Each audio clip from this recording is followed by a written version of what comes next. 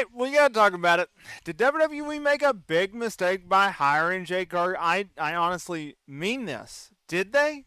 Was it such an epic mistake? Did they overlook all of the shortcomings? Were all of the people calling out Jade Cargill right? The ones that said she could not work, the ones that said that she couldn't cut a promo, were they all right in the end? Is it starting to play out, right? They gave her Queen of the Ring tournament winner. They gave her a SummerSlam Women's Championship match against Tiffany Stratton, yet WWE didn't pull the trigger on Jade Cargill. They did not crown her as champion. They kept the title on Tiffany Stratton.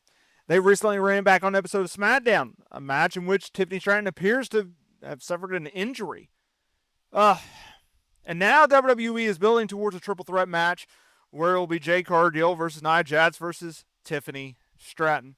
WWE fans are split on Jade Cargill. A lot of criticisms out there, a lot of support, a lot of love for Jade Cargill. Well, WWE Hall of Famer Booker T recently went out on a limb. He recently made some very interesting comments, and he believes that Jade Cargill is still a work in progress, and the ring has offered some serious help to her along her journey. Now, I'm going to read to you what he had to say because he does pinpoint some valid criticisms that fans have been made against Jade or about Jade. He wants to fix those, and then I'm going to tell you whether or not WWE made a big mistake by hiring her. Sound good? Let's get to it. He said there were a couple of things that in that match that, to me personally, I wish I had the chance to work with Jade Cargill and really got the chance to fine-tune some things with Jade to really put her on the right path of going out there and doing what I know she wants to do more than anything, and that's take over the WWE Women's Division. That's winning the World Championship. Jade Cargill, she's still such a work in progress. She still has such a raw piece of clay that is being molded into something special. And me personally, I would love to be that sculpture as far as getting her on the right track.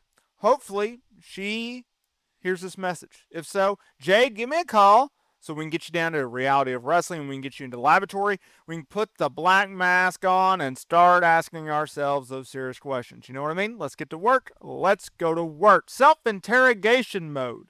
That's when you start asking yourself the real questions, the tough questions. Am I really made for this? Is it really my time? What is it going to take for me to take over? That's what I'm talking about, putting the black mask on and asking the tough questions. Okay, so lots to break down there. First and foremost, to answer your question, my question, everyone's question, no, WWE did not make a big mistake by hiring Jade Cargill because of the upside, because of the potential, because her ceiling is something in which you got to keep in mind. Okay, so what do I mean by this? WWE looked at Jade Cargill and go, okay, is she the greatest promo? No. Is she the greatest in-ring worker? No. But does she have traits that are hard to teach? Some traits you can't teach. Yeah, like aura, presence, charisma.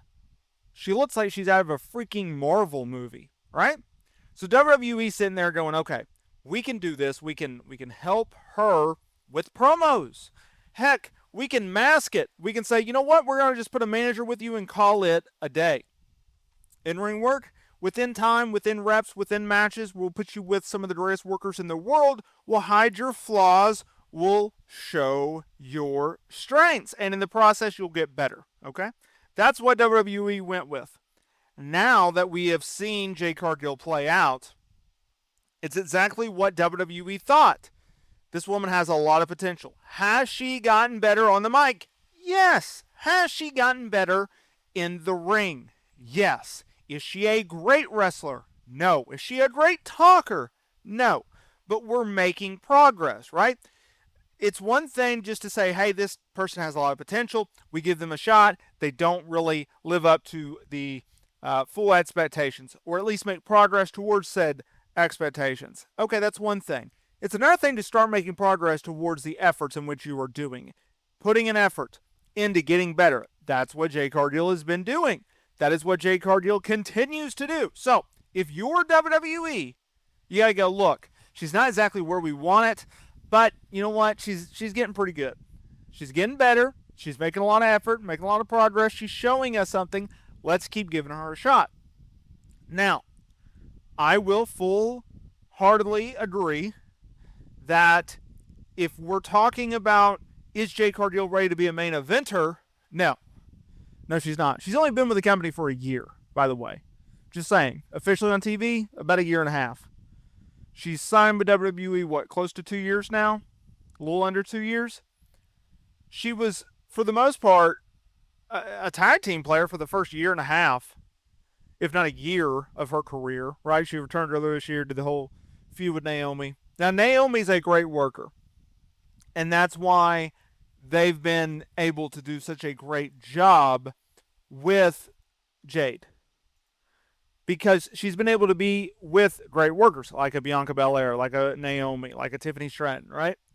The match at SummerSlam, her and Tiffany Stratton, not a great match. I'll go out there and say that. I actually think their SmackDown match was actually better than their SummerSlam match. I'm just full disclosure here. Okay, as a Jade Cargill fan, as a Tiffany Stratton fan, I think that's where they lie. I think they did a better job on SmackDown. I thought they, and here's another thing. It's like, look, WWE, they've cut back on house shows. They cut back on live events. So you're not getting as many reps as you once did in WWE by running Friday, Saturday, and Sunday night house shows. And then TVs and PLEs and etc.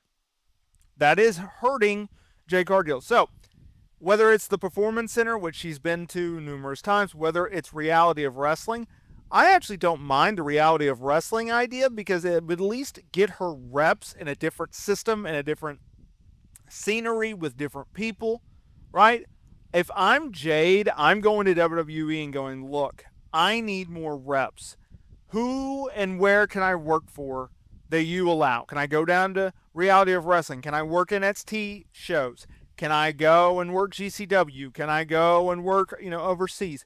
What can I do to get as many reps as possible? Can I get more, SmackDown matches?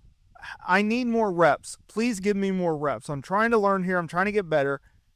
And maybe they'll budge. Maybe they'll cave in a little bit and give her what she needs. Could be wrong. They could just say, no, not going to happen. But I think that would be a major mistake because she desperately needs reps in the ring. That has been far and above the biggest criticism of Jade Cargill. That and that she's overhyped and she's yada, yada, yada, right? All the negatives you want to plug in there. But I think WWE was right to sign her. I still think she has a ton of potential.